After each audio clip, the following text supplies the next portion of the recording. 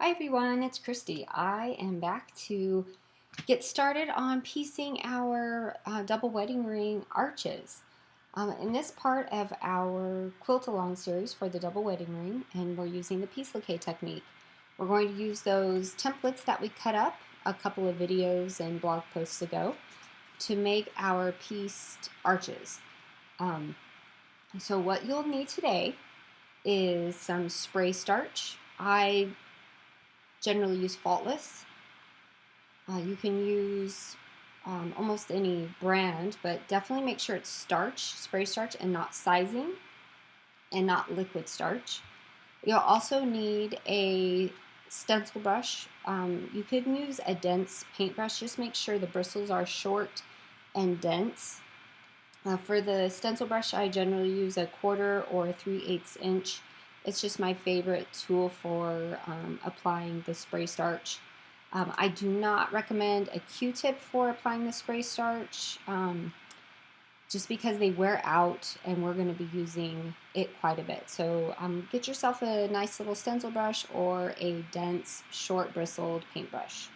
You'll also need your cut up fabrics for your pieces for those arches, and your coloring page handy if you need to help need it to help remind you of which arches are which, and if you have any specific cornerstone placement that you want to keep in mind as you're working. The last piece that we'll need as far as supplies goes is your big layout template D. Go ahead and cut it away from your printed templates that came with your pattern, and we are going to be using this today to help us assemble our arches and get them ready to sew. As I mentioned before, we're going to be using a technique called paperless paper piecing. My mom, Sharon Chamber, developed this technique as part of piec-lique. It's actually the same technique as piec-lique. Piec-lique is just specifically referred to for curves, and then paperless paper piecing is referred for straight seams and can be used as an alternative method for any paper piecing patterns. So as we get started, that big template D that you have is printed on freezer paper, so clear away some space on a pressing board, and please make sure that your pressing board is nice and solid. Take your dry hot iron and iron that freezer paper template right to your ironing board. We want to keep that template stable. You don't want it moving around. If for some reason you don't have one printed on freezer paper, then use some pins to secure it, but this is one of the reasons why I love printing templates on freezer paper, because it just sticks right to the table, to your pressing board without much effort. We don't need to use the entire portion. That's why some of it is out of the camera shot. We're assembling our arches, so we really only need to focus on one melon area at a time. And so let's go ahead and get started. I'm going to start with a B arch, and if you remember from previous posts and videos, the B arch encompasses both of the cornerstones. So for this portion of the video, we're going to assemble from cornerstone to cornerstone. Then I will show assembly of the short arch too, but it's pretty much the same, it's just on the opposite side of the melon. So I'm going to go ahead and get started. For this specific part of the arch on my layout, I am just piecing a whole ring from cornerstone to cornerstone. I don't have a specific color in mind for my cornerstone, but if you do, just have that aside or in a separate pile so you know which piece of fabric is for your cornerstone and which is not. So have your dry hot iron handy, your pre-cut templates, and your spray starch. I spray my starch right into the lid of my can, because we are using it in the liquid form. So you can see it's kind of foamy. It makes a big foam mushroom cloud sometimes when I spray it in there. You can spray it into any container. I just like to do it into the lid. There are a few brands that have holes in the bottom of the lids, especially if you get them at the dollar store. Just be careful not to spray your starch into a lid that has a hole in the bottom, because it will all seep out. So I just spray it right into my lid. I do a little pulsing so I don't get as big of a foam cloud rising out of the lid. And then just keep this handy. We're going to be dipping our stencil brush right into the starch and then applying it to our fabric. So I'm going to go ahead and get started with that portion. And what I'm going to be doing with each of these templates, I'm going to try and get that focused as good. There. You can see the sides have a dotted line. Each of our templates that has a dotted line, we will be pressing the template to the fabric and then pressing the dotted line edge over with our spray starch to get a nice sharp crease. You know, it's really light blue. It's hard to focus on it, but you'll be able to see it on your own. And then we have that dotted line there. So I'm going to go ahead and get started with my cornerstone, with my bigger pieces of fabric. Remember, we cut our cornerstone fabrics at 3 inches by 3 inches. And then our other pieces of fabric for our inside of the arches, we cut at 2 3/4 by 3. Just making sure to keep that finger width all the way around. So step number 1, have your fabric wrong side up and your freezer paper template, freezer plastic side down. So we are going to press the freezer paper template right to the fabric. Hot dry iron, you don't want any steam here or it won't stick. And when you press your freezer paper to your fabric, if you find that your freezer paper isn't sticking to the fabric, take a moment and think about what your pressing board is made of. If your pressing board is made of any sort of polyester blend batting, the heat from your iron is going to reflect out of that polyester and go back up into your iron, which will prevent the plastic side of the freezer paper from getting hot enough to slightly melt and stick to your fabric. So if you're finding that your freezer paper just isn't sticking, that is usually the biggest culprit, is that your batting inside of your pressing board is not 100% cotton. So please make sure that you're using a pressing board that is 100% cotton batting inside and preferably cotton top. My whole work table here is covered in cotton batting and then cotton canvas or duck cloth on top of it. I do have a post on my blog on how to make a pressing board if you are interested. Okay, next up is pressing this little guy. So we have this pressed to our fabric, and this side here with the dotted line is the edge that we are going to make our crease. And you can see there's a slight curve here. So because of that slight curve, and it's an inside curve, not an outside curve, we're going to give it a little snip. You don't have to snip too closely. I usually do 3 little snips, 1/2 inch or so apart. You don't need to measure how far apart they are.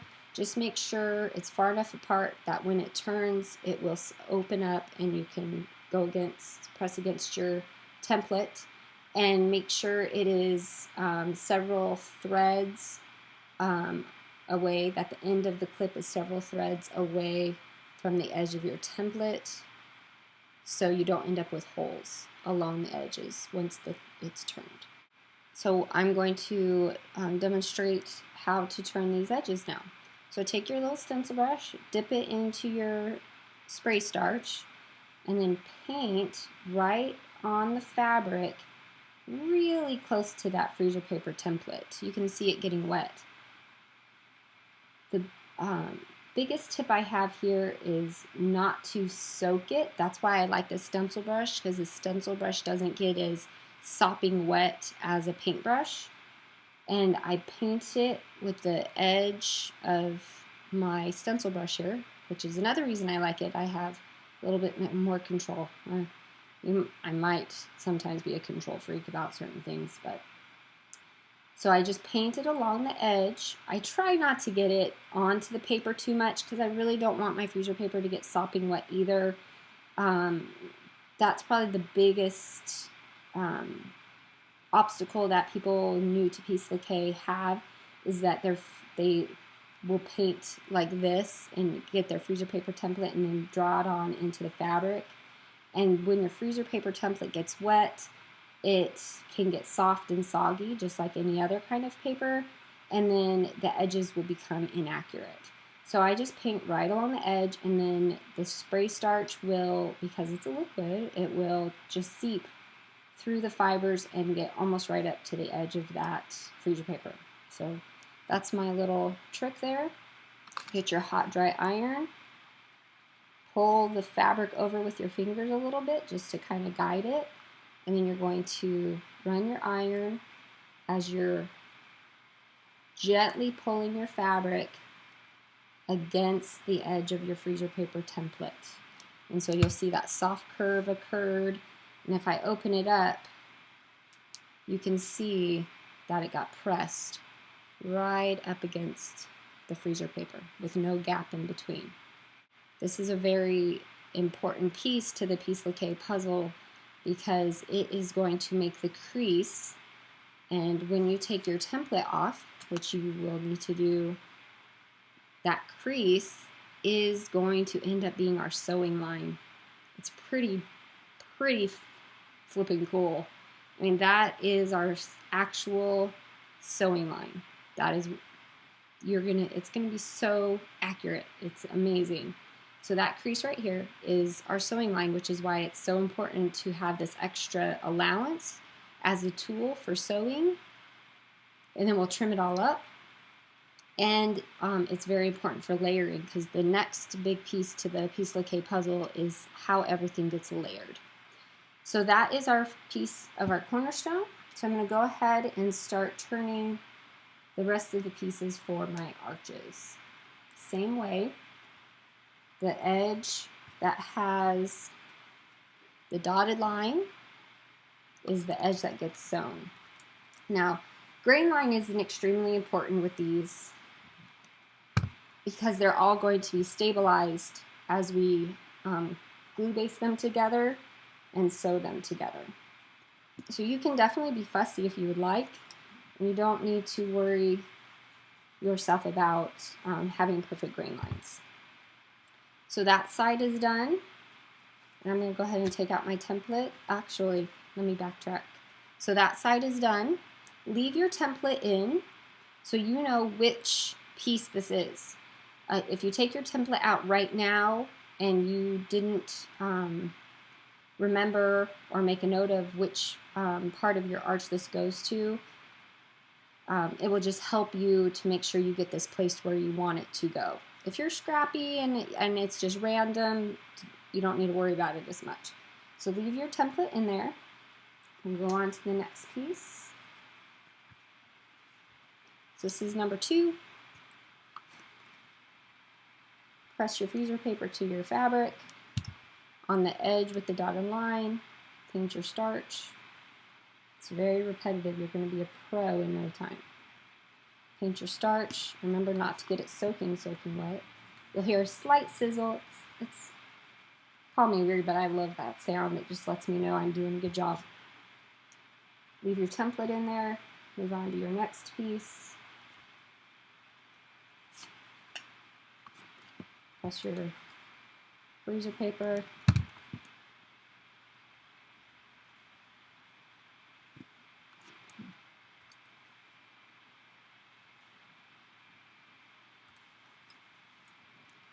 Move on to your next piece.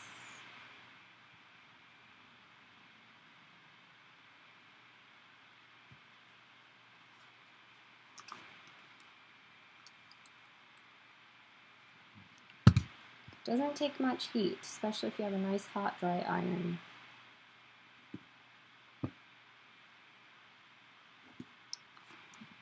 If your template gets a little bit wet from the starch, that's okay. We just don't want it soaking wet.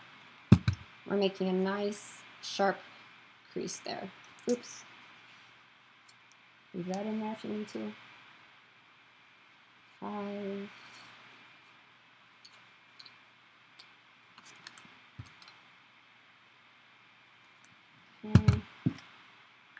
Okay. What I like to do when I'm not shooting a video of it is do more of an assembly line style. I'll press all of my templates to the fabric all at once, and then I'll press all of my freezer paper over to the side all at once as well. And now this curve is an outside curve. See the dotted line here is on the outside curve. When your dotted line's on an outside curve, you do not need to clip it because it'll just ease right over that curve. If you clip it, it could cause you more trouble than it would be helpful. So don't clip those outside curves.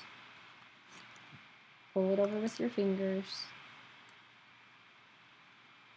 Now you'll notice this big allowance here is kind of floppy up here, and that's okay. We'll flatten it out. Our biggest concern is making sure this edge is smooth and a nice sharp crease, and then we'll just pull our iron over and everything will flatten out. Okay. And our last cornerstone here. Another inside curve, so I need to make sure I clip it. Oh, that's number 1. See? Number 2, sorry about that. Number 2 corner actually has no curves, or no dotted lines, excuse me. So there's no pressing on that one. This is part of the layering that I keep referring to for piec-lique. So on your second cornerstone, you do not need to turn any of these edges. You could just press the freezer paper to it just so you know which one it is. All right, we're going to go ahead and assemble our B-arch from cornerstone to cornerstone. So find that first piece of fabric, that is your corner number 1. And for this you might need just a couple of straight pins just at the beginning. And your pressed edge, that's your nice sharp crease, you're going to center and rest that crease right on the line in between corner number 1 and piece number 1B. So line that up here, give yourself a similar amount of allowance above and below, and then you just need maybe 2 pins just so it doesn't shift around. And the crease should be right on the center of that line. Now it's stable and we're ready to go. The other supply that you'll need, in addition to everything else, is water-soluble basting glue. We are going to be using this a lot with our double wedding ring. I like and prefer washable Elmer's school glue because it's water-based. It washes out completely and it helps keep everything stable and in place as we are sewing, so we get no shifting and everything will be lined up really nicely, and it makes it very easy to keep our pieces secure without needing to pin everything. So the fine tip that's on the washable Elmer's school glue is something that my mom and her husband actually assemble and put together, and we sell them on my website at purpledaisiesllc.com and at sharonchamber.com. They come in a pack of 2, and they fit right on top of these 4-ounce Elmer's washable school glue bottles. So I'm going to get my glue down to the bottom, And then I'm going to draw a fine line of glue right along the inside of the seam line. It needs to be a fine line. That's why we use these tips. You can see how narrow this line is. We don't want it to be gloppy and loopy and make a big mess. So just a nice fine line of glue, a little bit above and below the full length of where that piece 1A is, or 1B, excuse me, is going to go. So my piece 1B here. Next step, this is where the piece-lique magic starts to happen. Just like you did with your first piece, you're going to line that crease up. Set it right on top of that line between 1B and 2B. And then it's going to land right on the turned edge of your first cornerstone. And we are going to heat set that glue. And it's done. This is totally stable, ready for sewing. We're just going to keep layering, as I mentioned before. Now you're starting to see how layering is so important with piece-lique. We're just going to keep layering one piece after another. So I'll get my 2B piece, draw my fine line of glue,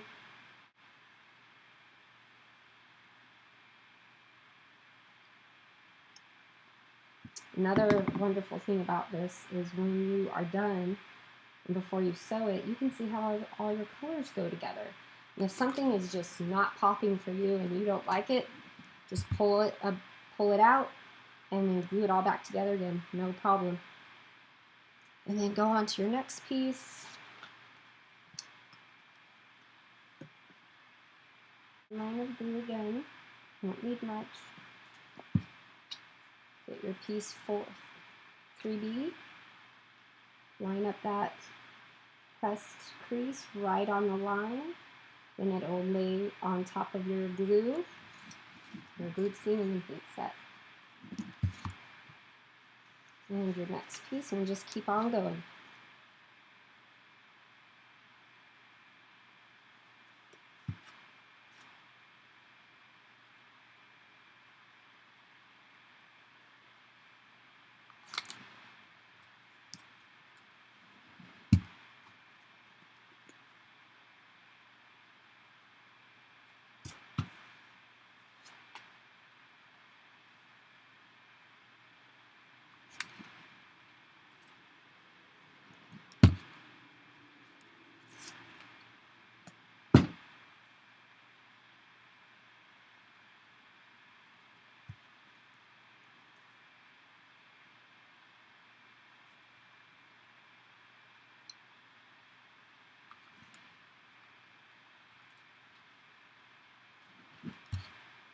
And finally, our last cornerstone. And this is why our cornerstone didn't need to be turned, because it layers right on top there. And heat set that guy. Your arch is ready to sew. So the next step for this would be to go to your sewing machine, and we will sew one seam right on the crease, down the center of the crease, back stitch if you like, and then clip it down to 1/4 inch. The next one, right down that crease, trim down to 1/4 inch.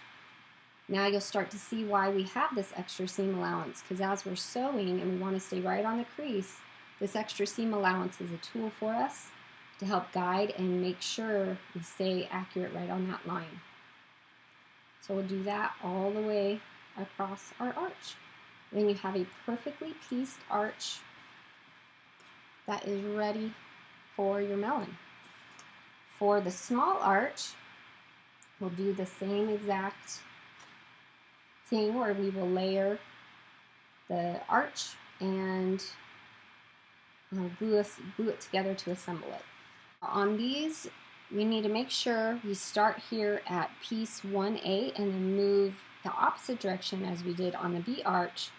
Move the opposite direction all the way over to 6. So I'll get a couple of pins and anchor that piece so that that crease line is right on that solid black line in between piece 1 and 2.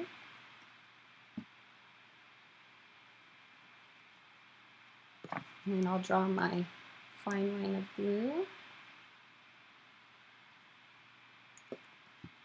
And then grab my next piece.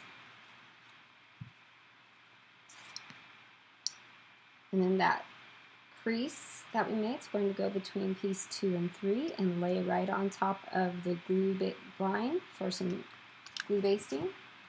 And heat set. Make sure you heat set in between each one. Heat setting is very, very important for the glue basting. And because we're drawing the glue to the inside of that crease, we're not going to be sewing through it. And if you did sew through it, it's not going to be a problem. It's starch-based and water-soluble. It won't gum up your machine or your needle at all. Go ahead and heat set as you go. Now if, while you're glue basting, you feel like you get a little movement of your arches, feel free to grab another pin and just anchor it down.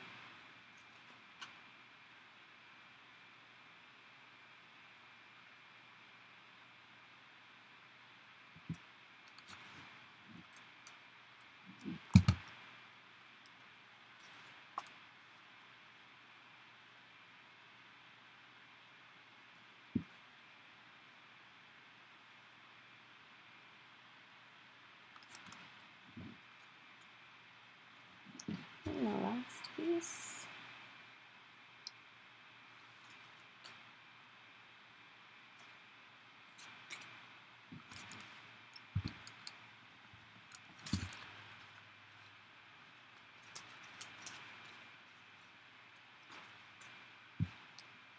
And the last piece, 6A, doesn't need to be turned, so it just can lay right on top of the piece like our cornerstone number 2.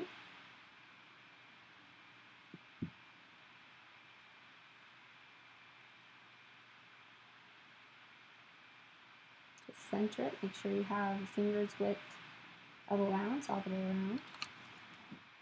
And hit set. And then this arch is ready for sewing as well. So we have our A arch and B arch ready to sew. One thing I like to do and would recommend is to assemble all of your arches that are going to be pieced like this before sewing. It makes sewing these really fast. Imagine the fun of this kind of chain piecing. Oh, it's so awesome. So you have all your arches ready to sew, and everything is glue basted. There's no pins at all, and you can just zip right through one seam at a time on your machine and just keep going and going and going. You don't have to take any pins out.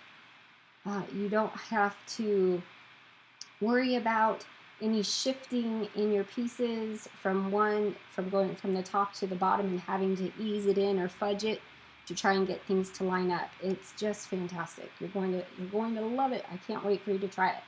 So go ahead and assemble any of your other pieced arches that you're going to be working with in this same manner, and then we're going to sew these together.